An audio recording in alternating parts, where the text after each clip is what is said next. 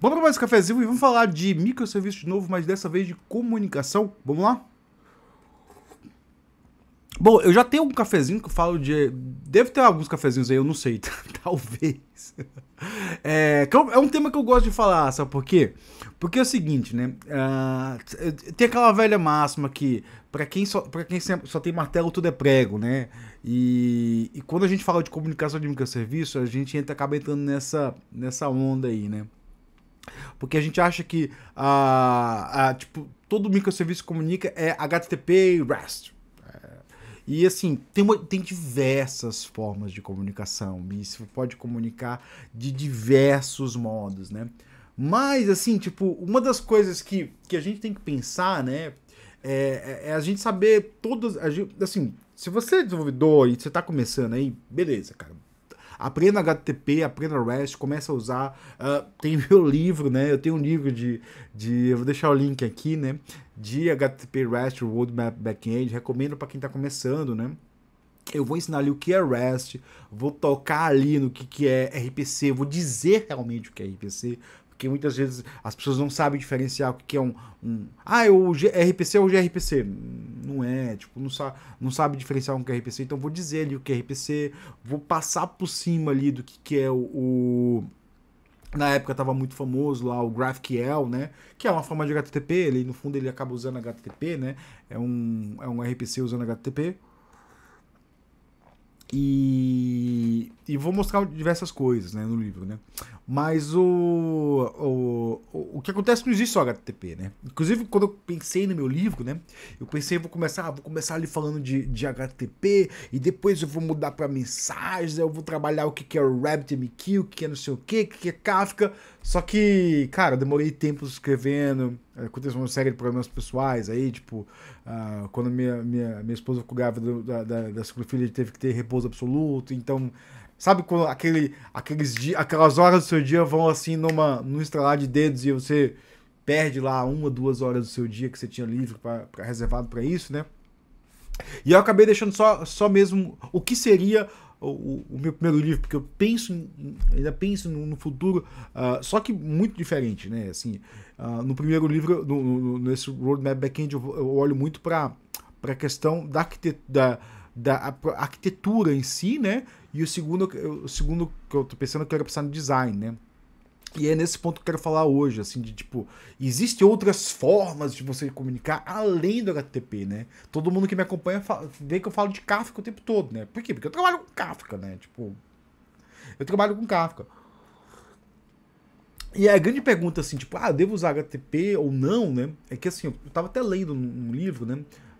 O HTTP, ele é uma forma, um tipo de comunicação síncrona, né? Tipo, você manda uma resposta e tem uma request. Você manda uma requisição e você tem uma resposta, né? Então, assim, devo usar HTTP quando eu preciso de requisição.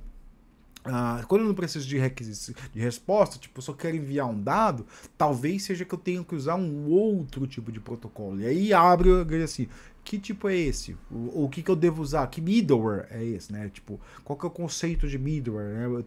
Eu tenho um vídeo sobre o conceito de middleware, aí, que eu acho que é middleware orientado às mensagens, né? Que o middleware, muitas vezes, eu achava, né, antes de estudar a área de sistemas distribuídos, né, que middleware era aquele software que ficava no meio, né? Então, tipo, eu tinha ali a comunicação de diversos serviços, eu tinha uma base de dados, ela servia como middleware. Depois, tem um RabbitMQ aqui, ele fica ali no meio, o RabbitMQ é middleware. Não, middleware não é isso, né?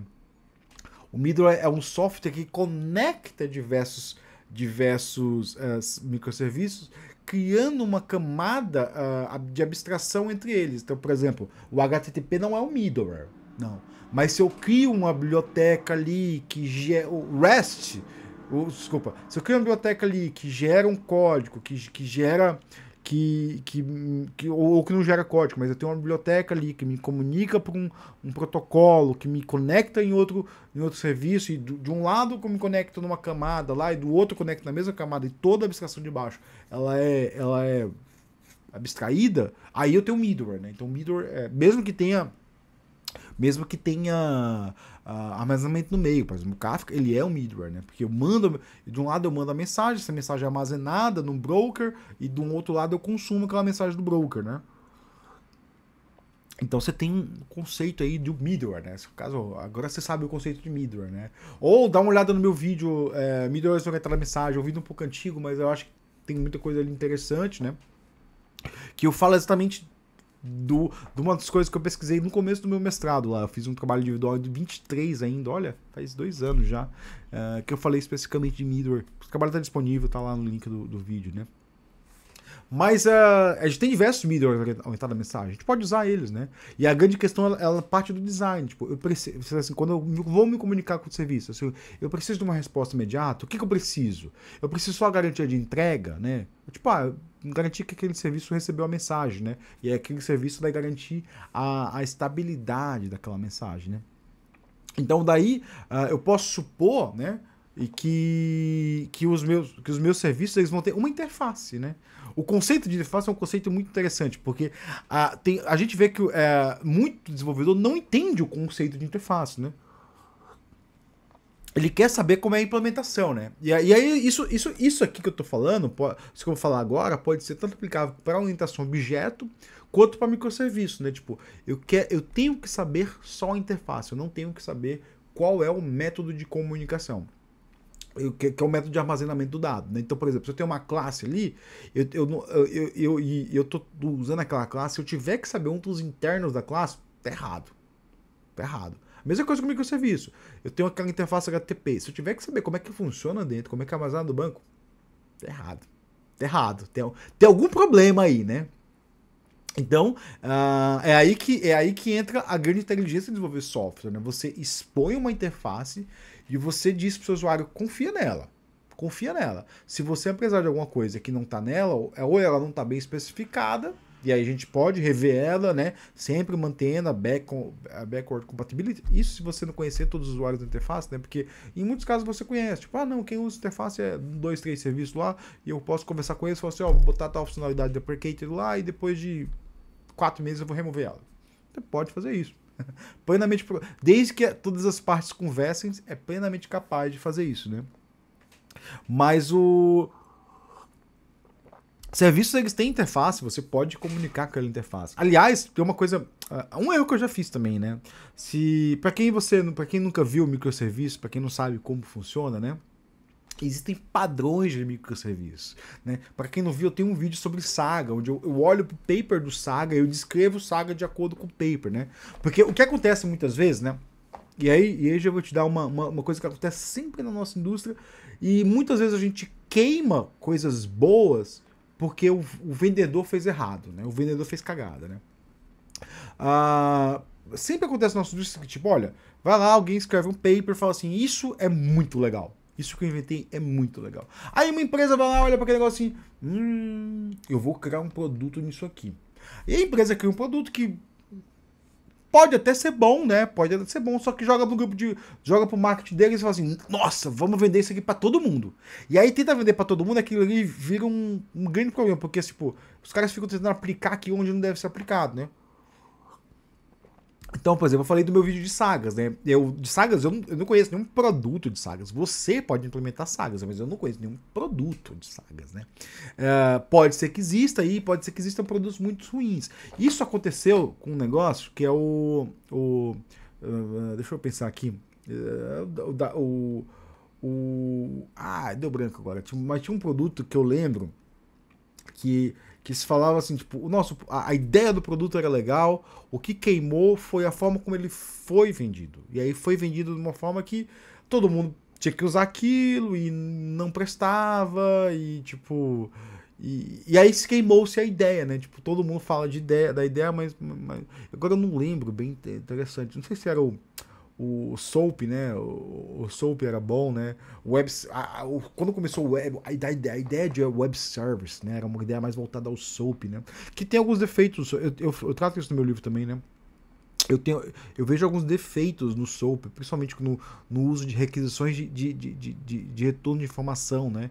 A questão de não ter, de usar post, não usar não recomendo usar SOAP para. Aliás, o SOAP hoje em dia é muito em desuso até, né? Para quem não saiba, né? SOAP é muito em desuso hoje, mas eu sempre falo, né? Um dia você vai topar com um SOAP que é um serviço legado que ninguém vai querer mexer, né? SOAP foi uma dessas ideias, né?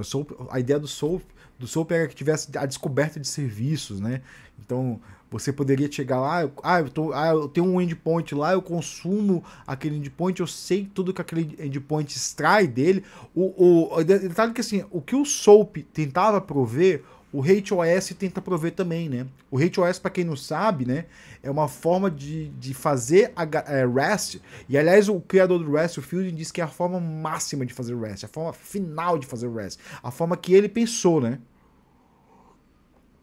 Para quem não sabe, REST é uma dissertação de mestrado. Eu vou deixar ela linkada aqui, muito interessante de se ler. Uma tese de doutorado, desculpa. Muito interessante de se ler, muito interessante mesmo, assim, tipo, se você sabe inglês, se você leia ali, porque ele fala sobre arquitetura de sistemas web, mas é uma tese sobre arquitetura, que ele propõe essa arquitetura, que depois ficou conhecida como REST, né? E óbvio que, assim, o REST não é o REST, né? Porque, assim, o REST que existe, ele mesmo fala que o REST é o Rails, né? Eu vou deixar o link para Rails, o que é Rails, é uma coisa bem interessante também, que é basicamente assim, né? Imagina que você tá consumindo uma API lá e tem logado no usuário, aí o que a galera faz, né? A galera pega e codifica toda a lógica de acesso, de não sei o que, do lado do cliente. Não sei se a galera faz assim ainda, porque eu tô muito no mundo Kafka hoje em dia, né? Mas codificava tudo isso no lado do cliente, né? E aí, tipo, você olha, agora o usuário tal não tem mais permissão de essa tal coisa. Aí tinha que mudar isso aí do lado do cliente, tudo. O Rails, ele dá o recurso, não só o recurso, ele dá todas as possibilidades com o recurso. Então, assim, naquela request lá que volta o usuário, diz todas as ações que os usuários podem fazer, todos os links que o usuário pode fazer, e aquilo ali pode ser ainda internacionalizado, e você consegue lidar com aquilo muito bem, né? Então, o Rails, eu tenho até uma palestra, a arte do back-end, que eu falo isso, né? Muitas vezes o back-end, ele perde a funcionalidade dele, porque o serviço back-end ele se provê apenas como um proxy para o banco de dados, né? Aliás, alguém teve essa ideia idiota, né? Uma vez eu vi um produto assim, de fazer assim, eu vou fazer uma tecnologia que o banco de dados é o back-end. Cara, tá bom, pode ser que funcione algumas ideias, mas se sua aplicação tá usando isso aí e você acha que isso é uma boa ideia, alguma coisa tá muito errada. E eu não vou falar o que tá muito, mas assim, pode cheirar que assim, se o seu back-end é só um proxy, assim, entrou aqui, saiu aqui, ou tem um problema de segurança muito sério, ou tem alguma coisa muito errada, ou sua aplicação não é otimizada, ou só é o básico mesmo, tipo assim, não vou perder tempo com o back-end, que pode ser aceitável em alguns contextos, desde que você limite o acesso a ela, né? Tipo, porque você não quer que o seu banco de dados seja aberto ao mundo, né? Mas nessa palestra Arte do Backend, que eu fiz há bastante tempo para um grupo do Paraná, né? Eu falei que se a gente conhecesse essas técnicas, se a gente conhecer esses tipos de comunicação, se a gente conhecer essas formas de arquitetura, a gente pode ganhar mais destaque, né? Porque eu vi na minha experiência, né? Que assim, back-end se tornou enquanto o front crescia, o front ganhava importância, né? O back-end, não se preocupar muito com padrões, né? Padrões é o que eu sempre falo de padrões, né? O back-end foi perdendo importância, porque o back-end se comportou apenas como eu tô aqui expondo aqui os meus dados, né? Apenas uma forma de exportar dados, mas tem muito mais o que fazer, tipo, eu sempre falo, trate o seu back-end como um produto, né? A sua API como um produto, né?